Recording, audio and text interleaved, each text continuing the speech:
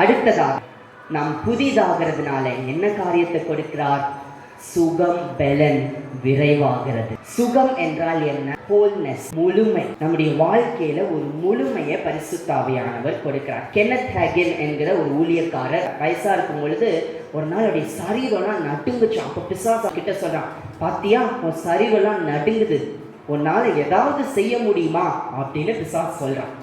உடனே Kenneth Hagin என்ன பண்ணாரா, பொல்லாத பிசாசே, எனக்குள்ள இருக்கிற ஆவி பலம் உள்ளது, என் சரீரம் நடுங்குது, எனக்குள்ள இருக்க ஆவி பலம் உள்ளது, ஆகவே நான் எந்திரிச்சு நிற்பேன். எந்திரிச்சு நின்று காட்டினாராம். பிசாசு ஓடிட்டான். ஹல்லேலூயா. அவர் பார்த்திருக்கிறார் பிசாச. நம்முடைய ஆவிக்குரிய கண்கள் திறக்கப்பட்டுச்சுன்னா நம்ம எப்பயுமே பார்க்கலாம். நமக்குள்ள இருக்கிற ஆவி பலன் உள்ள, உள்ள இருந்து பலனை எடுக்க போகிறோம். ஹல்லேலூயா. அப்ப சுகம், பலன் உண்டாகும். Healing is my birth right, நம்மளுடைய பிறப்புரிமை. சுகம் என்பது பிறப்புரிமை, பர்த் ரைட், பிறப்புரிமை.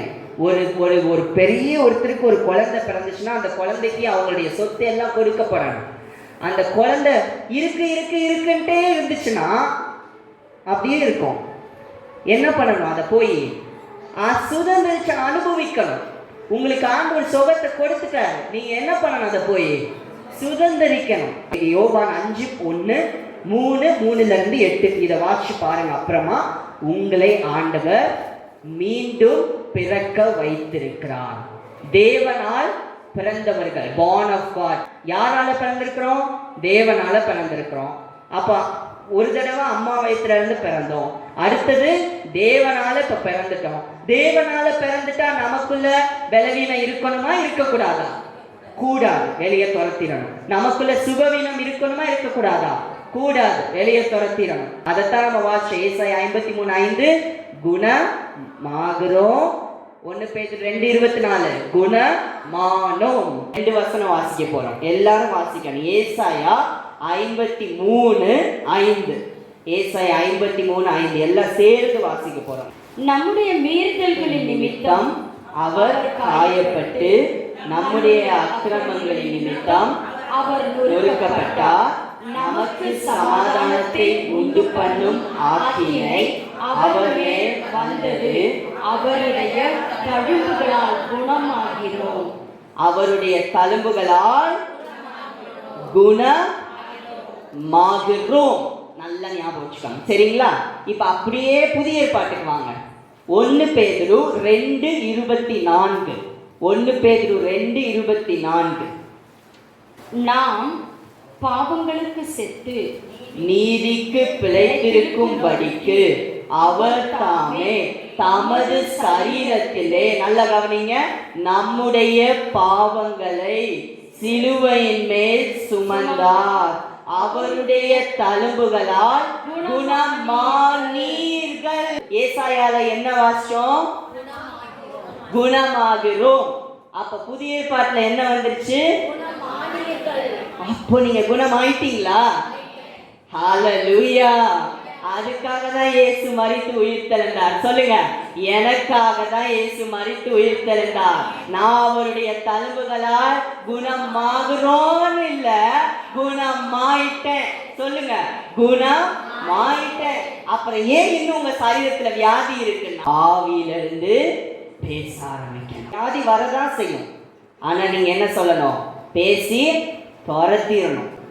பிசாசு கதவை தட்டதான் செய்வான், நீங்க பேசி துரத்தணும். ஹல்லேலூயா. என்ன சொல்லுங்க? இது தேவனுடைய ஆலயம். இனிமேல் உங்களுடைய உணர்வுல வாழ்க்கையை நடத்த போறதில்ல, ஆண்டவர் மேல இருக்க நம்பிக்கையில உள்ளான மனுஷன் நாளுக்கு நாள் புதிதாக்கப்பட. எதுவரைக்கும் இந்த போராட்டம்னா, நம்மளை ஆண்டவர் மறுரூபமாக்கப்பட்ட சரீரத்தை கொடுத்து புதிய எருசலேம் கொண்டு போற வரைக்கும். ரோமர் 8:11 அதை தான் வாசிக்கிறோம். உங்கள் சரீரத்தையும் உயிர்ப்பிப்பார். இப்ப இதுவரைக்கும் நம்ம ஆவியெல்லாம் உயிர்ப்பிச்சுட்டாரு, சரீரத்தை மட்டும் என்ன சொல்லி எழுதி இருக்கிறாரு? உயிர்ப்பிப்பார். அப்பனா இனிமேலதான் அது நடக்க போகுது. எப்ப நடக்கும்? சாவுக்கு எதுவா நம்ம சரீரத்தை எப்போ உயிர்ப்பிப்பார்?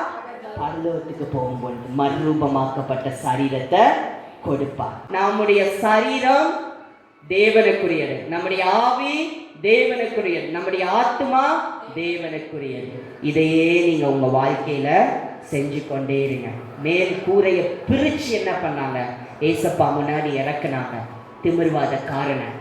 இந்த மேற்கூரை எப்படி இருக்கும்னா கட்டை கட்டையா போட்டிருப்பாங்க. அதுக்கு மேல நிறைய கிளைகள் அதெல்லாம் போட்டு என்ன பண்ணியிருப்பாங்க? மேற்கூரையை அடிச்சிருப்பாங்க. அதை பிரிச்சு என்ன பண்றாங்க? இறக்குறாங்க. அதுதான் விசுவாசம். ஹல்லேலூயா, ஹல்லேலூயா. அதுக்கு தான் உங்களுக்கு சபை மக்கள் வேண்டும். அதுக்கு தான் இப்படிப்பட்ட ஒரு குடும்பம் வேண்டும் உங்களுக்காக, உங்களை ஆண்டவரிடத்துல நெருங்கி சேர வைக்கிறதுக்கு. ஹல்லேலூயா.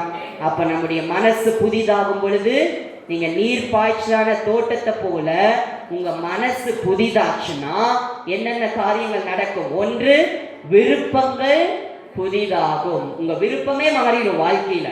சில காரியத்தை நீங்களே வெறுக்க ஆரம்பிச்சிருவீங்க. சில விஷயத்துக்கு உங்களுக்கு இன்ட்ரெஸ்டே வராது, விருப்பமே வராது. அப்படி ஆயிடுவீங்க.